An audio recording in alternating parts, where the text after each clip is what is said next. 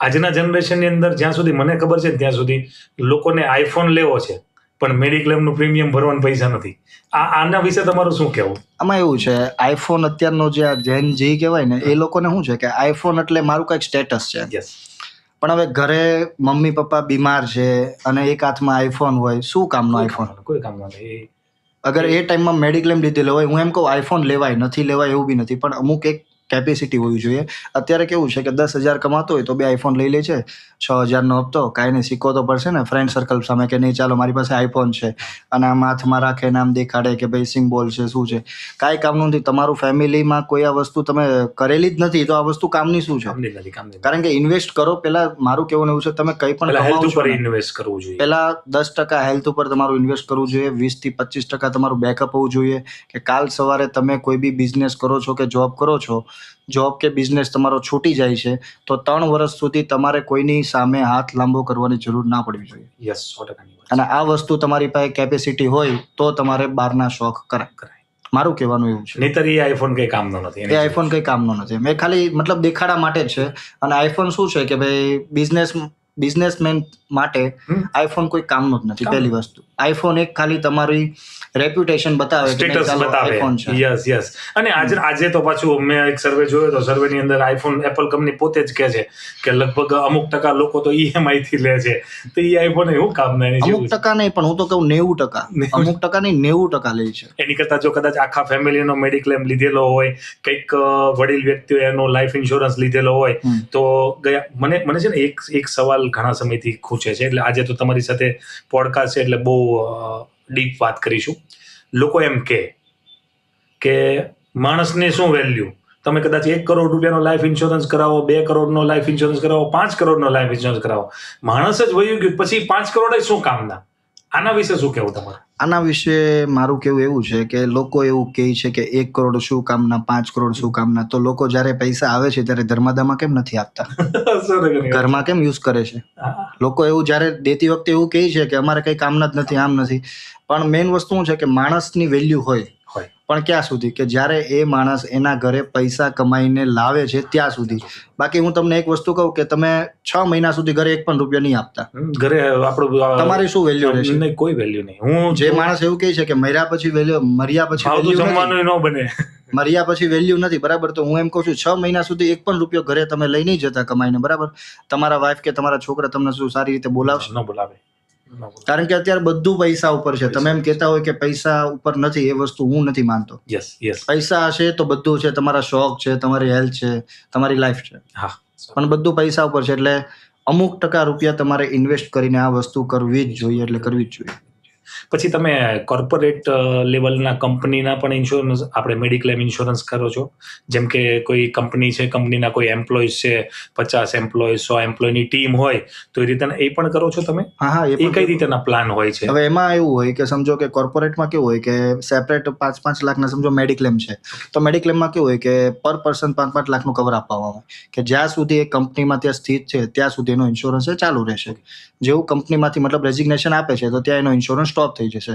એટલે કંપનીમાં જ્યાં સુધી એ નોકરી કરે છે ત્યાં સુધી એના હેલ્થમાં કાંઈ પણ પ્રોબ્લેમ હશે તો મેડિક્લેમ કંપની એમને પૈસા આપશે. અને એમનું પ્રીમિયમ શું છે કે આખું જે કંપની હોય, કંપનીને જ પે કરવાનું હોય. એટલે જેના જે બી એના એમ્પ્લોય છે એ બધા લગભગ નોમિનલ અમાઉન્ટ આવે છે, બહુ વધારે નથી. અને એક લીડર, એક બિઝનેસમેનને તમે શું મેસેજ આપવા માંગો છો કે 50 જણાની ટીમ હોય, 10 જણાની ટીમ હોય કે 200 જણાની ટીમ હોય, પણ as a leader, as a બિઝનેસમેને એમની ટીમની હેલ્થની કેટલી ધ્યાન રાખવું પડે, એ મેડિક્લેમ લેવો કેટલો જરૂરી છે? મેઇન વસ્તુ શું છે કે એમ્પ્લોયનું જેટલું તમે વધારે ધ્યાન રાખશો ને એટલું એમ્પ્લોય તમને કામ કરીને આપશે, પહેલી વસ્તુ. અને એમ્પ્લોય જો શરીરથી મસ્ત હશે ને તો એ મસ્ત કામ કરશે.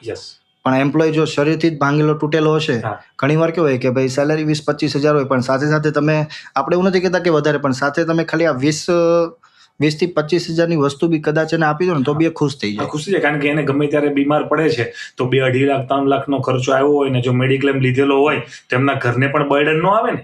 એમનું ઘર અને પોતે તમને ભગવાન માનશે જો આ વસ્તુ તમે એને લઈને આપેલી હશે તો. હા, 100%ની વાત છે. તો એઝ અ લીડર કંપની જે ચલાવતા હોય એમને એમના સ્ટાફને મેડિક્લેમ લેવો જરૂરી છે.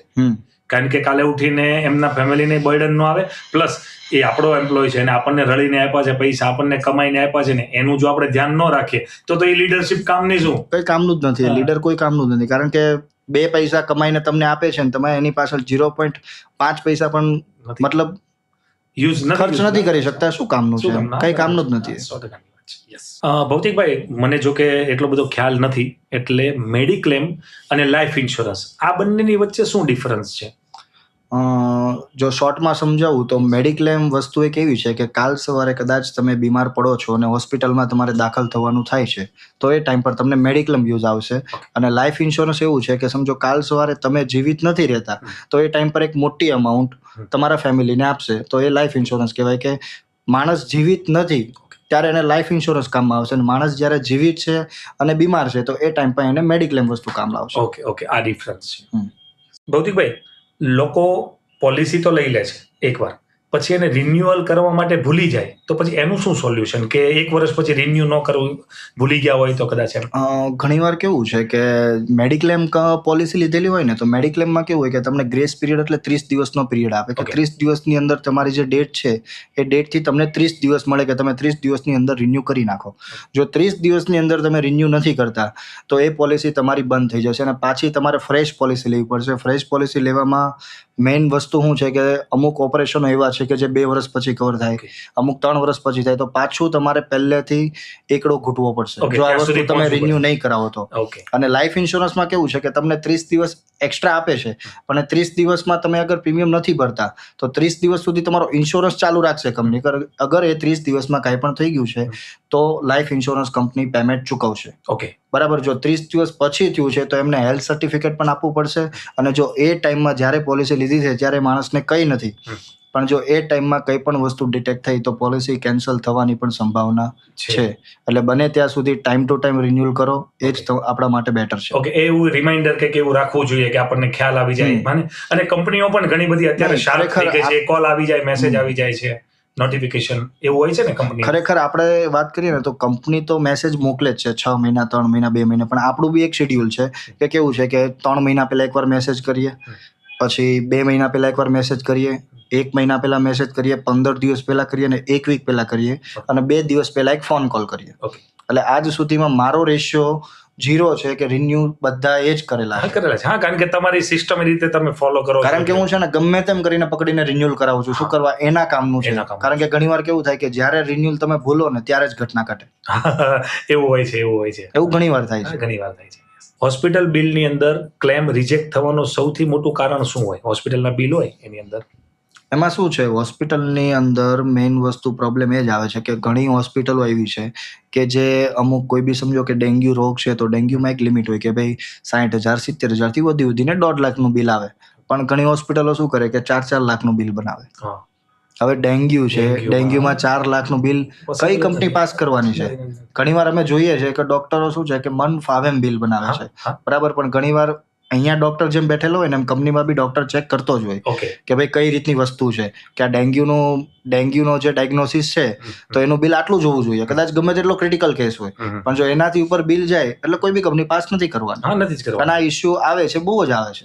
ઘણા બધા. પણ જો તમે સારા એજન્ટને કામ આપેલું હશે તો એજન્ટ એ ટાઈમમાં હોસ્પિટલે તમારી ફાઇલ લઈ આવશે અને ચેક કરશે, અને હોસ્પિટલને પહેલા કહેશે કે ભાઈ તમે બિલ તમારું ડિક્રીઝ મારો. જો બિલ ડિક્રીઝ કરીને પછી કંપનીમાં ફાઇલ મૂકશે તો એ ફાઇલ તમારી પાસ થવાના ચાન્સ રહે. ઓવર બિલ બનાવી દે છે, એના કારણે રિજેક્ટો વધારે થાય. એમ ઓવર બિલ થોડુંક વધારે બની જાય છે, કારણ કે જેમ આપણે લોકડાઉન જ ગણીએ ને કે લોકડાઉનમાં જોઈએ તો કાંઈ નહીં, ખાલી પેલું 25-30 લાખ રૂપિયા બિલો હતા લોકડાઉન ની અંદર. અમુક લોકોને તો જે ઇન્સ્યોરન્સની જે લિમિટ હતી એ બી પૂરી થઈ ગઈ હતી એમ. એટલે એના કારણે એવું થતું હોય છે. ભૌતિકભાઈ, હવે જેમ કે મારે બેંક એકાઉન્ટ છે એટલે મારા બેંક એકાઉન્ટની અંદરથી મને ફોન પણ આવ્યો હતો અને મેસેજ પણ એવા આવે છે કે બેંકની અંદર પણ એ લોકો આપે છે ખબર વીમો, ઇન્સ્યોરન્સ. તો બેંકમાંથી ઇન્સ્યોરન્સ લેવો સારો કે પછી કોઈ એજન્ટ પાસેથી લેવો સારો?